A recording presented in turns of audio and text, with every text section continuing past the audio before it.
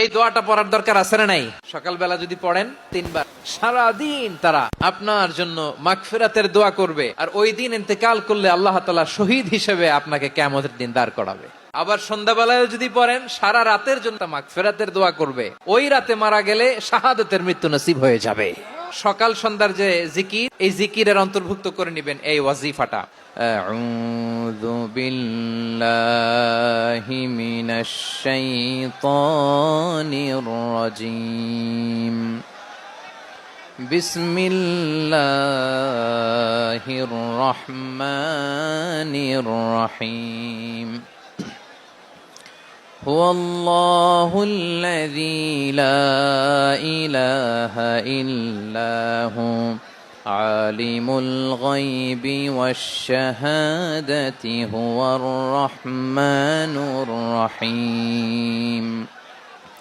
هو الله الذي لا إله إلا هو الملك القدوس السلام المؤمن المهيمن العزيز الجبار المتكبر سبحان الله عما يشركون.